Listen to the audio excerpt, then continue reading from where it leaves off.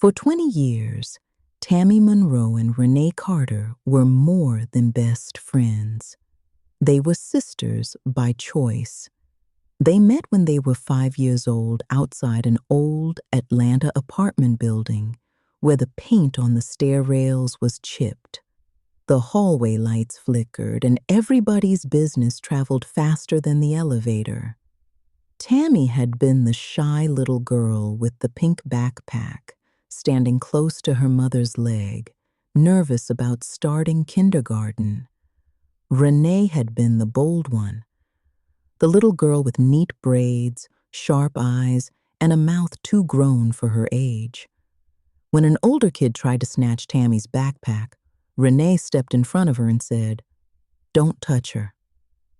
That was the beginning. From that day forward, they were inseparable.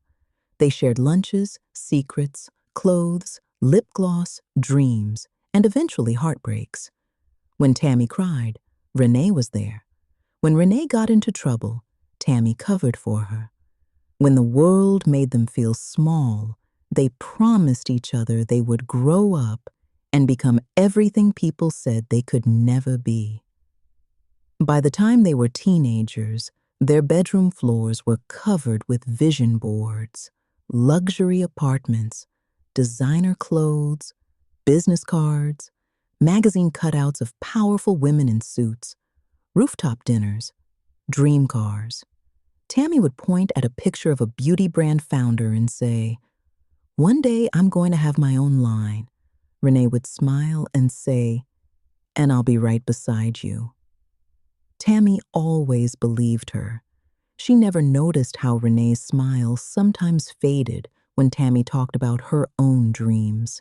She never noticed how Renee would quietly cut out the same pictures Tammy chose. She never noticed that Renee didn't just want to stand beside her. Renee wanted to stand in her place. At 25, Tammy had grown into the kind of woman people noticed without her trying. She was beautiful, warm, ambitious, and graceful. Her long black waves had soft caramel highlights, and she wore beige blazers, gold hoops, and soft glam makeup like it was part of her personality. Renee was beautiful too, but in a different way. She was sharper, colder, more controlled. Her sleek black hair, dramatic lashes, glossy lips, and black outfits made her look polished and powerful. Together they looked like success walking. And for a while, Tammy thought they were still that same pair of little girls dreaming on the bedroom floor. Then Jordan Maxwell moved into town. He arrived at a high-end networking event in downtown Atlanta, stepping out of a black luxury SUV in a tailored black suit. He had calm confidence, a clean beard, and the kind of presence that made a room shift without him saying a word. Tammy wasn't looking for love that night. She was there to network for her beauty brand, pass out business cards, and prove to herself that she belonged in rooms filled with investors, CEOs, and people with old money. But nerves got the best of her. While reaching into her purse, Tammy dropped a stack of business cards all over the polished floor. "Oh my God," she whispered, embarrassed. Before she could kneel down, Jordan was already beside her, helping her gather them. Their hands almost touched. Tammy looked up. Jordan smiled. "Looks like your brand is trying to introduce itself before you do," he said. Tammy laughed softly, shy and caught off guard. Across the room, Renee watched with a champagne glass in her hand. Her smile looked perfect. Her eyes did not. By the end of the night, Jordan had asked Tammy about her business, her goals, her favorite restaurants, her childhood, and why she looked like she was always carrying a dream too heavy for one person. Tammy had never been seen like that before, not just admired, seen. When Tammy told Renee about Jordan the next morning, Renee showed up at Tammy's apartment uninvited, carrying 2 iced coffees like she always did. Tammy opened the door in a robe, surprised, but smiling. "You scared me," Tammy said. Renee stepped inside without asking. "Best friends don't need appointments." Tammy laughed it off. That was the first warning she ignored. In the kitchen, Tammy sat at the island, glowing while she talked about Jordan. "He listened to me, Renee. Like, really listened.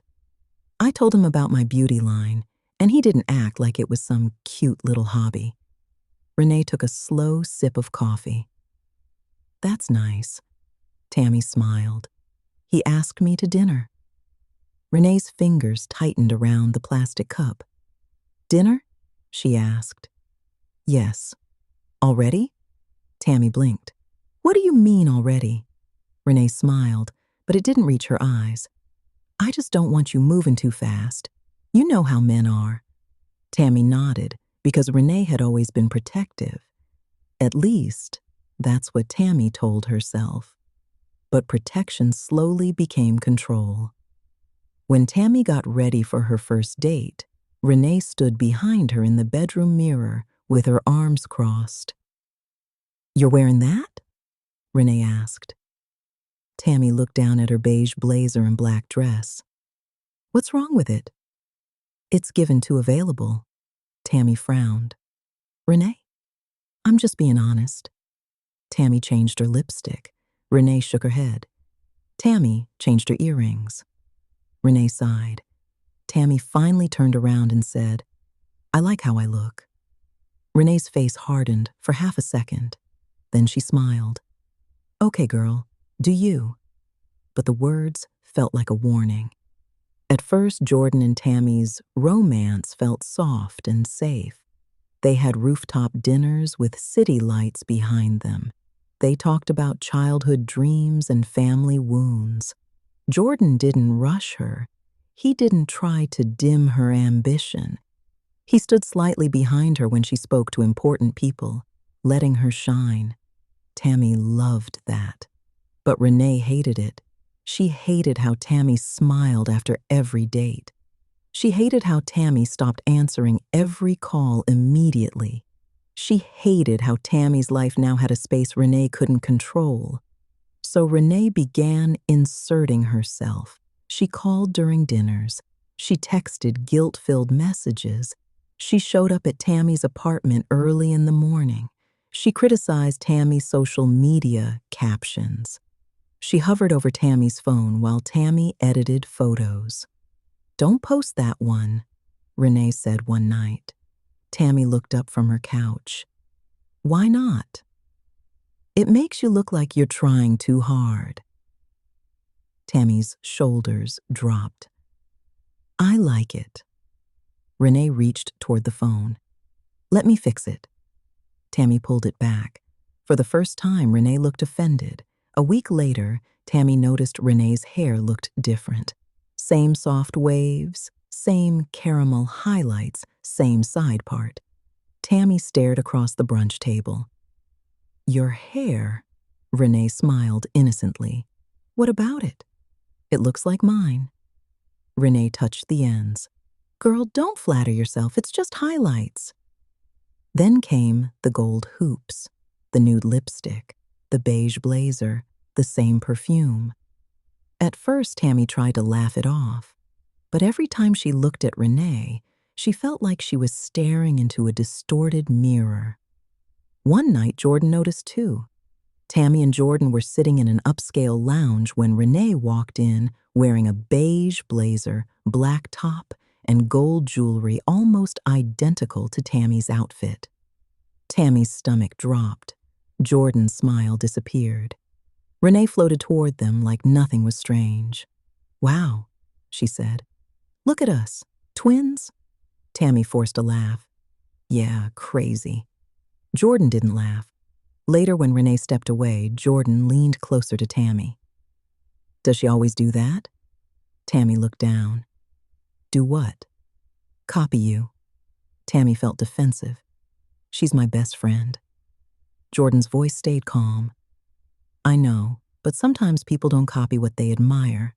They copy what they want to replace. The words stayed with her. That night, Tammy's phone lit up over and over again. Renee calling, Renee texting, Renee crying dramatically on voicemail. I guess now that you have Jordan, you don't need me anymore. Tammy sat in the restaurant bathroom with tears in her eyes, feeling guilty for being happy.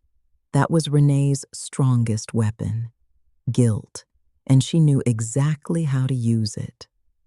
Then came the night everything changed. Renee was at Tammy's apartment after another emotional meltdown.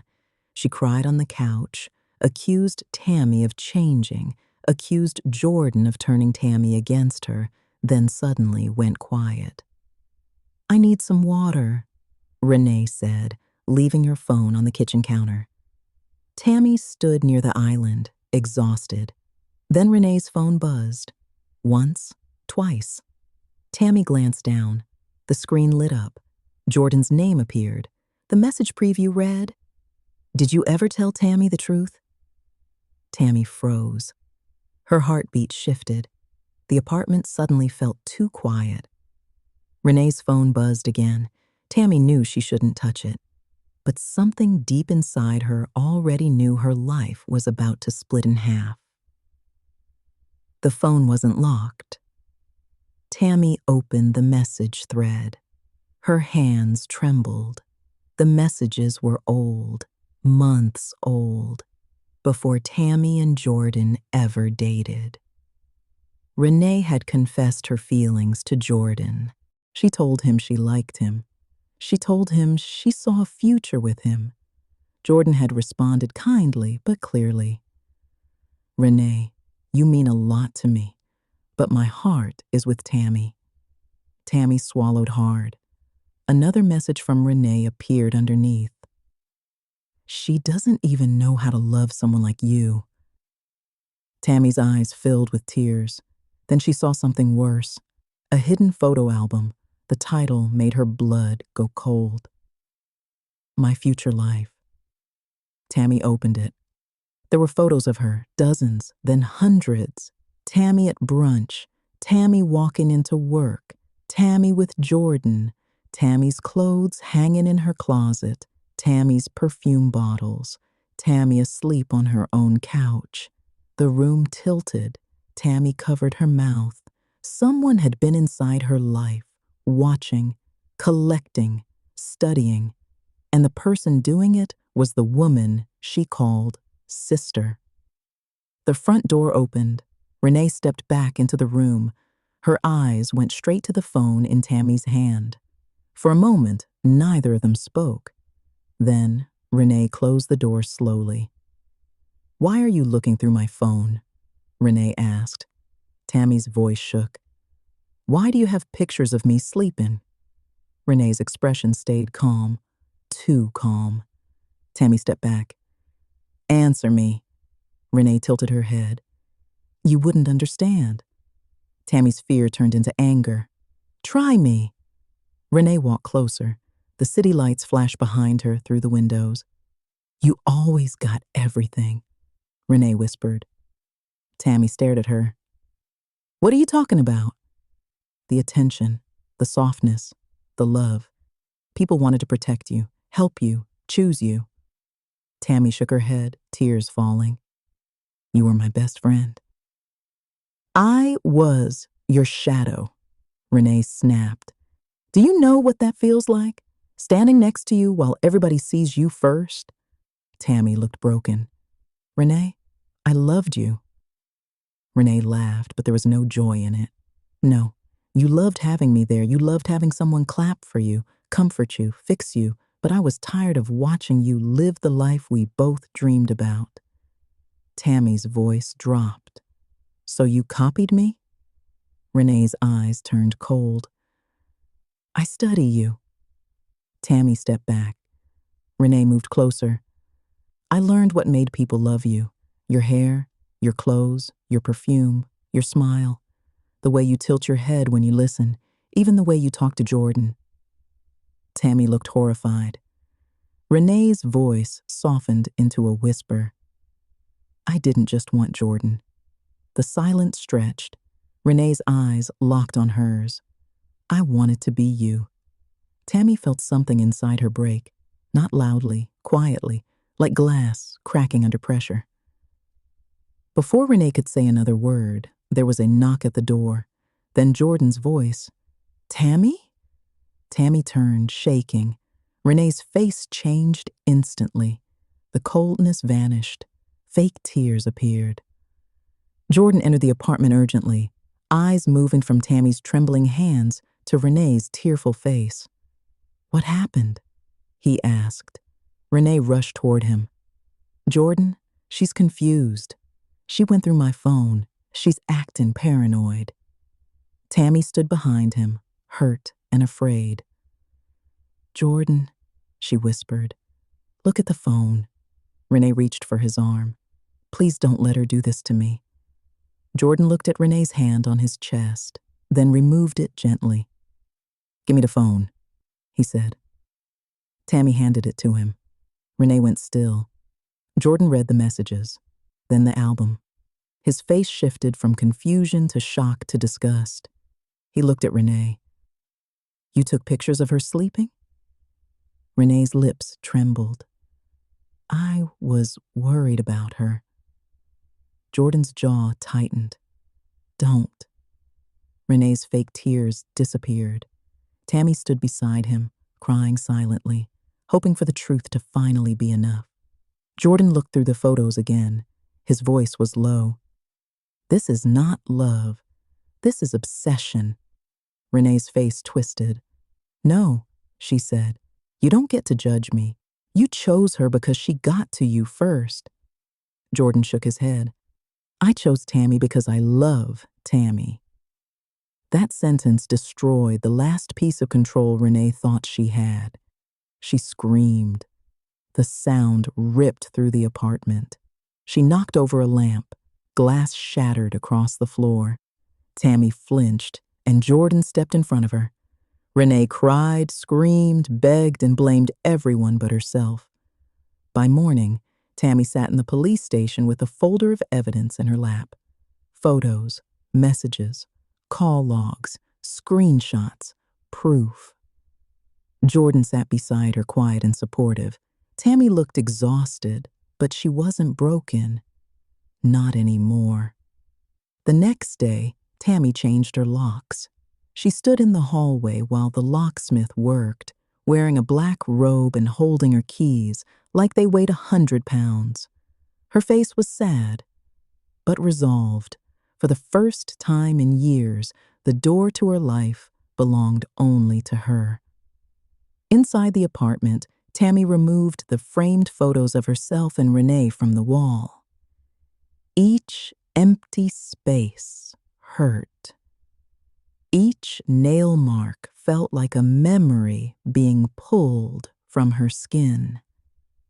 She cried while holding an old picture of two little girls smiling outside the apartment building where it all began. She cried while holding an old picture of two little girls smiling outside the apartment building where it all began. She cried for the friendship she thought she had. She cried for the little girl who had trusted too easily. She cried because sometimes losing someone who hurt you still feels like grief. Days later, Tammy sat on the floor surrounded by childhood photos. Morning light poured through the windows. There were pictures of Tammy and Renee at birthday parties, school dances, sleepovers, graduations, and vision board nights. For a moment, Tammy almost missed her. Then she remembered the hidden album, the copied clothes, the guilt, the control, the fear, and Tammy finally understood something painful. Not everyone who stands beside you is standing with you. Some people are just waiting for the right moment to step into your place. Weeks passed.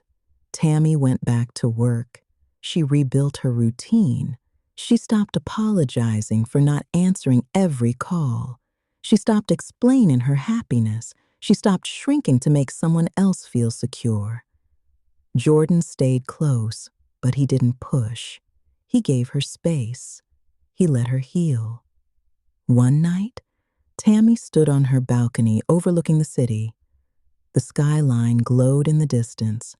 Her phone rested in her hand, lowered at her side. The wind moved through her highlighted waves. She looked out at the city with tears in her eyes, but this time, they weren't tears of fear. They were tears of release. Jordan stepped onto the balcony behind her. He didn't touch her right away. He just stood close enough for her to know she wasn't alone. Tammy breathed in, then out. "I keep thinking about when we were kids," she said softly. "I thought you protected me." Jordan looked at her. Maybe she did once. Tammy nodded. But somewhere along the way, protection turned into possession. Jordan said nothing, because the truth didn't need decoration. Tammy looked down at her phone, then powered it off. For the first time in a long time, silence didn't scare her. It felt like freedom. She lifted her chin toward the city. Renee had wanted her life.